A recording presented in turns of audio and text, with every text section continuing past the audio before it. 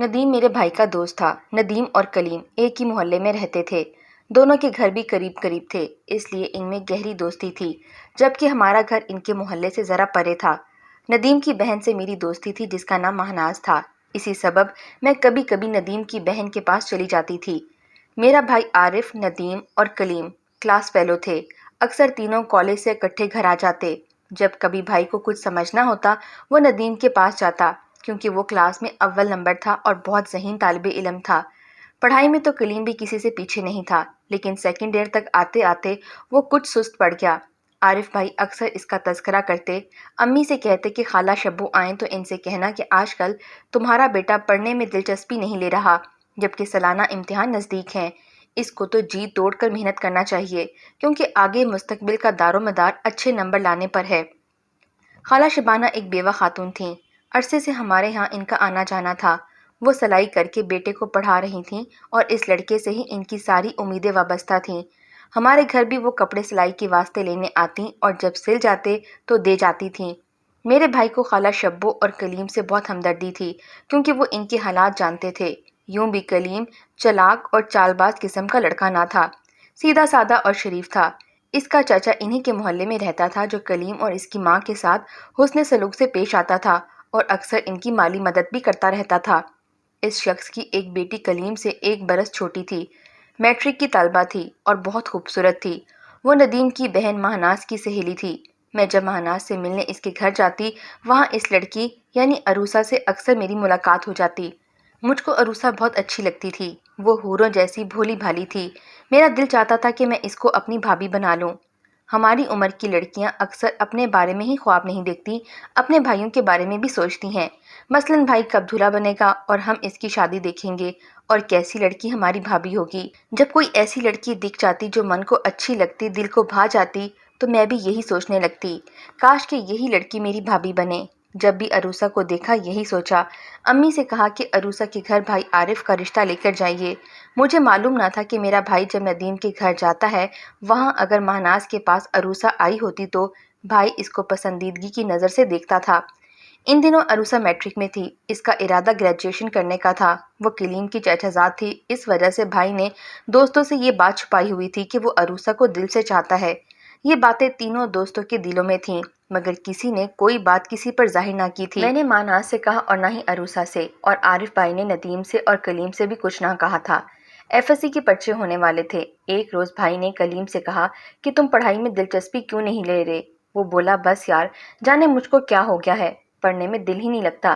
اس پر ندیم بھائی نے اس کو سمجھایا کہ دوست دیکھو، یہ وقت بہت قیمتی ہے، اچھے نمبر نہ لا سکے تو تم کو کسی اچھے کالج میں داخلہ بھی نہیں ملے گا، نہ انجینئرنگ میں اور نہ ہی کامرس میں۔ تم یہیں کے یہیں رہ جاؤ گے، پھر تمہارے مستقبل کا کیا بنے گا؟ وہ بھی نوٹ کر رہا تھا کہ یہ لڑکا گمسم رہنے لگا ہے، اس کا دل پڑھائی سے اچاٹ ہو گیا ہے۔ دونوں دوست ہی کلیم جیسے ہونہار اور لائق طالب علم کو امتحان سے غافل پا کر حیران اور فکر مند تھے، کیونکہ اس کے اچھے مستقبل کا انحصار کلی طور پر اچھے نمبر لانے پر تھا۔ وہ بزنس یا دوسرا کام کر کے اپنا مستقبل نہیں بنا سکتا تھا۔ وہ ایک غریب بیوہ کا لڑکا تھا۔ ایک دن ندیم نے اس کو قسم دی تو اس نے بتا دیا کہ وہ اپنے چچا اشرف کی لڑکی عروسہ کی محبت میں گرفتار ہو گیا ہے اور دن رات اسی کے خیالوں میں مگن رہنے لگا ہے۔ تبھی اس کی توجہ پڑھائی سے ہٹ گئی ہے۔ لاکھ کوشش کرتا ہوں کہ پڑھائی پر توجہ دوں مگر نہیں دے پاتا۔ عروسہ کا نام سن کر ندیم چونک گیا، کیونکہ عارف بھائی ہی نہیں، وہ بھی اس لڑکی کے حسن کے سحر میں گرفتار تھے۔ عروسہ مہناز کے پاس تقریباً روز ہی آتی تھی۔ یہ دونوں اکٹھی اسکول جاتی آتی تھیں۔ تبھی ندیم نے ارادہ کر لیا تھا کہ شادی کروں گا تو اسی لڑکی سے، ورنہ کسی سے نہیں۔ یہ کتنی عجیب بات تھی کہ تینوں ایک دوسرے کے مخلص اور جگری دوست تھے اور تینوں ایک ہی لڑکی کو پسند کرتے تھے۔ جب ندیم پر یہ بات ظاہر ہو گئی تو اسے دھچکا سا لگا، مگر وہ خاموش ہو گیا۔ نہیں چاہتا تھا کہ یہ بات کلیم کو پتہ چلے کہ وہ بھی اس کی کزن عروسہ کو پسند کرتا ہے، لیکن کلیم کے دل کا راز جان کر اس کا دل اپنے دوست سے ہٹ گیا۔ عارف بھائی نے خود کو سمجھا لیا کہ عروسہ کا خیال دل سے نکال دے، یہ بے معنی بات ہے جس کا کوئی خوشگوار نتیجہ نکلنے والا نہیں ہے۔ پہلے ہی اس کے 2 دوست اس لڑکی پر فدا ہیں، بھلا یہ کیسے ہو سکتا ہے کہ اب تیسرا بھی ان کا رقیب بن جائے؟ عارف بھائی اپنی پوری توجہ سے پڑھائی میں مگن ہو گئے، لیکن ندیم ایسا نہ کر سکا۔ جانے اس کی چاہت کتنی گہری تھی کہ اسے بچپن کا دوست بھی اب دشمن نظر آنے لگا۔ तभी जब कलीम इसके सामने अरूसा का जिक्र करता तो नदीम का जी चाहता कि इसका गला घूंट दे या इसका मुंह इस तरह बंद कर दे कि इसकी सांस ही हमेशा के लिए बंद हो जाए। पुरानी दोस्ती के सबब आरिफ भाई भी खामोश रहने पर मजबूर थे। वो दोनों दोस्तों की सुन लिया करते, लेकिन एक ही बात दूसरी को ना बताते कि कहीं तीनों में दोस्ती का प्यारा रिश्ता कायम रहे और एक लड़की की वजह से टूट ना जाए।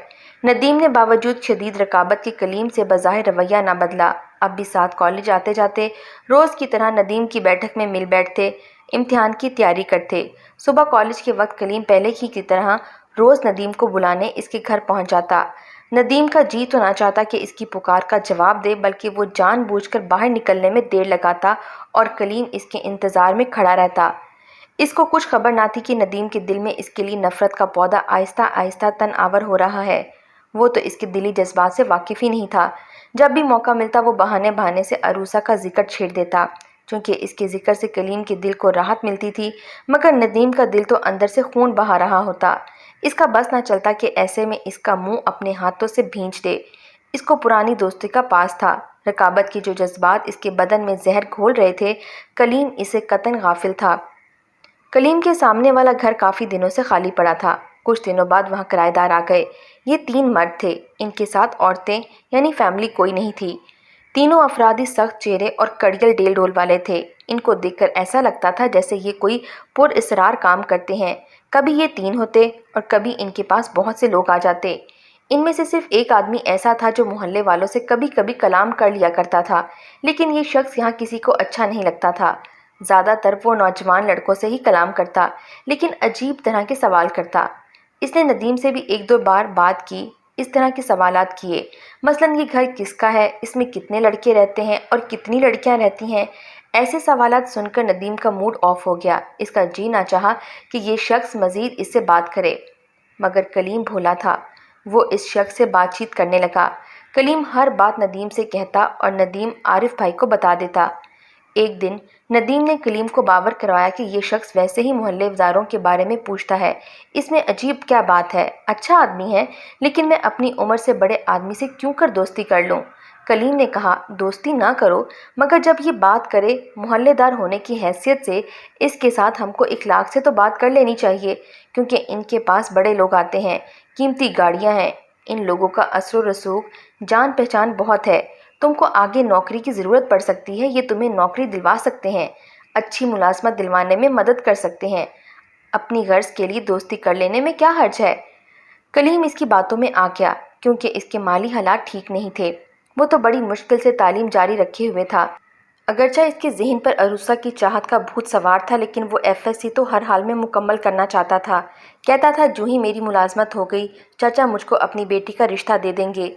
न जाने क्यों इस बात का इसको पुख्ता यकीन था। नदीम ने आरिफ भाई को इस शख्स का नाम हयात बताया। ये 40 बरस से भी 1-2 साल ऊपर का होगा, लेकिन वो कलीम का बहुत जल्द दोस्त बन गया। यूँ कहना चाहिए कि ना तजर्बाकार और सादा जहन कलीम इस आदमी के हत्थे चढ़ गया। अब कलीम तकरीबन रोज़ ही घंटा आध घंटा इससे बातें करता। खुदा जाने वो इस मासूम लड़की को कैसे कैसे ख्वाब दिखाता था कि फिर वो कलीम को घुमाने फिराने अपने साथ ले जाने लगा। वो नदीम को कहता कि अगर मेरा माँ पूछे तो कह देना कलीम अपने स्कूल के उस्ताद से पढ़ने गया हुआ है। नदीम ने अगरचा इसको इस रास्ते पर लगाया था, लेकिन वो खुद भी नहीं जानता था कि इसके दोस्त के साथ क्या होने वाला है। ताहम इसने रकाबत में चाहा तो यही था कि वो इस गलत शख्स के चुंगल में फंस जाए और अरूसा का ख्याल छोड़ दे। एक रोज़ कलीम ने नदीम से कहा कि हयात कहता है कि तुम मेरे साथ चलो, मैं तुमको बहुत खुश रखूंगा और दौलतमंद बनने के तरीके भी सिखा दूंगा। नदीम ने जवाब दिया, यार तुमको ज़रूर इसके साथ चले जाना चाहिए, ये मोटी असामी है, ज़रूर तुम्हारी ज़िंदगी बना देगा। तुम बेफिक्र होकर जाओ, मैं तुम्हारी अम्मी को समझा लूँगा, फिर तुम्हारे हालात जब सुधर जाएं तो वापस आ जाना। एक दिन एक अजनबी नदीम के पास आया और कहा कि तुम अपने दोस्त कलीम को बचा लो, वो बहुत मासूम इंसान है, हयात खान ठीक आदमी नहीं है। वो और इसके साथी कलीम को यहाँ से गायब करने का मंसूबा बना चुके हैं। बेहतर है तुम इसको होशियार कर दो और वो यहाँ से कुछ दिनों के लिए कहीं और किसी रिश्तेदार के पास चला जाए। मैं इन लोगों का पुराना मुलाजिम हूँ और ये लड़का एक गरीब बेवा का सहारा है। मुझको इस लड़के पर तरस आ गया है, इसलिए होशियार करने आया हूँ। मैं इनके दूसरे डेरे पर होता हूँ, कभी कभी यहाँ आता हूँ, मगर मुझे इनके इरादों का पता चल चुका है। ये लोग इसको कहाँ ले जाना चाहते हैं? नदीम ने सवाल किया। ये मैं नहीं बता सकता, بس خبردار کرنے آیا ہوں کہ ابھی بھی وقت ہے، اپنے دوست کو ان لوگوں سے دور کر دو۔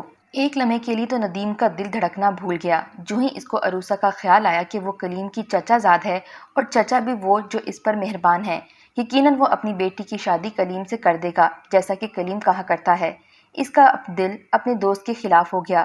اچھا ہے یہ لوگ اس کو کسی ایسی جگہ لے جائیں، ایسی جگہ پر جہاں وہ واپس نہ آ سکے، راستے کا کانٹا نکل جائے گا، پھر میں والدین سے کہہ کر عروسہ کا رشتہ حاصل کر لوں گا۔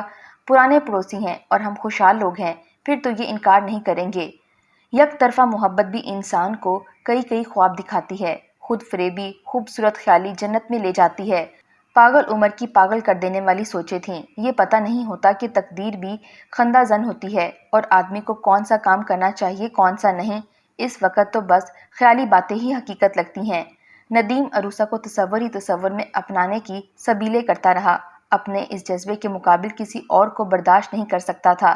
ندیم نے تبھی کلیم کو اجنبی کی گفتگو کے بارے میں کچھ نہ بتایا جو خود کو حیات خان اور اس کے ساتھیوں کا ملازم کہتا تھا۔ وہ خاموش ہی رہا کہ دیکھیں کیا ہوتا ہے۔ جس روز کلیم جا رہا تھا اس نے ندیم کو بتایا کہ میں حیات کے ساتھ جا رہا ہوں، جلد آ جاؤں گا۔ اس کے سوا اس نے کچھ نہیں بتایا۔ تب بھی ندیم خاموش ہی رہا۔ اس نے جاتے ہوئے کہا تھا کہ دوست میری والدہ کو کچھ مت بتانا ورنہ وہ رونے پیٹنے لگ جائیں گی، اسے کہنا کہ ملازمت کے انٹرویو کی خاطر لاہور گیا ہے، 1-2 روز میں لوٹ کر آ جائے گا۔ اس بات پر بھی ندیم چپ ہی رہا۔ یہ تک نہ کہا کہ ایسے بہانوں کو ماں کیسے مان لے گی اور کتنے دنوں تک خاموش رہ سکے گی۔ اس نے یہ آخری الفاظ بھی کہے تھے کہ دوست تم میری ماں کا خیال رکھنا۔ تب بھی ندیم کا دل نہیں پسیجا۔ ندیم کو اندازہ ہو چکا تھا کہ کلیم کا ان لوگوں کے ہمراہ جانا خطرہ سے خالی نہیں، مگر آدمی کبھی کبھی اپنے مقصد کو حاصل کرنے کے لیے خود غرض ہو جاتا ہے۔ سچ یہ بھی ہے کہ موت اور محبت میں یہ طاقت ہے کہ وہ ہر شے کو بدل دے۔ ندیم کا دل بھی بدل چکا تھا۔ اس کو معلوم تھا کہ شاید اس کا دوست پھر کبھی لوٹ کر نہ آ سکے۔ وہ چاہتا تو اس کو بچا سکتا تھا، لیکن اس نے ایسا نہیں کیا اور یوں اس کا بد نصیب دوست چلا گیا حیات اور اس کے ساتھیوں کے ساتھ۔ چلا ہی نہیں گیا بلکہ ہمیشہ کے لیے نظروں سے اوجھل ہو گیا، کیونکہ جو لوگ اس کو لے کر گئے تھے وہ بردہ فروش تھے۔ کلیم کی ماں تو بس انتظار کرتی رہ گئی، ایسا انتظار جو اس کی موت تک بھی ختم ہونے والا نہیں تھا۔ جب کلیم نہیں آیا وہ سب سے پہلے ندیم کے گھر گئی اور اس کے بارے میں پوچھا۔ وہ اس کو کوئی بات واضح نہ بتا سکا۔ خالہ شبو ہمارے گھر آ گئیں۔ ان کا چہرہ زرد تھا اور وہ بامشکل چل پا رہی تھیں۔ انہوں نے عارف بھائی سے کہا، بیٹا تمہیں کچھ معلوم ہے تو بتاؤ، نہیں تو پتہ کر کے دو کہ میرا بیٹا کہاں گیا ہے۔ آج چوتھا دن ہے اور میں اس کی صورت کو دیکھنے کو ترس گئی ہوں۔ وہ اور بھی سارے محلے داروں کے گھر میں گئیں۔ سبھی نے ان کے بیٹے کو تلاش کرنے میں کچھ نہ کچھ کوشش ضرور کی، مگر کچھ معلوم نہیں ہو سکا۔ عارف ندیم کے پاس گیا، کہا وہ تمہارا سب سے قریبی دوست ہے، ضرور تم کو کچھ کہہ کر گیا ہوگا، مجھے تو بتا دو تاکہ ہم خالہ کو تسلی کے 2 بول ہی کہہ سکیں، آخر ہم اس کو کہاں تلاش کریں؟ مجھ کو معلوم ہوتا کہ کہاں گیا ہے تو میں خود نہ تلاش کر لیتا، ندیم نے ہاتھ ملتے ہوئے کہا۔ جاتے ہوئے کلیم نے کہا تھا کہ 2-4 دن میں واپس آ جائے گا، لیکن کہاں جا رہا ہے ایسا کچھ نہیں بتایا اس نے مجھے۔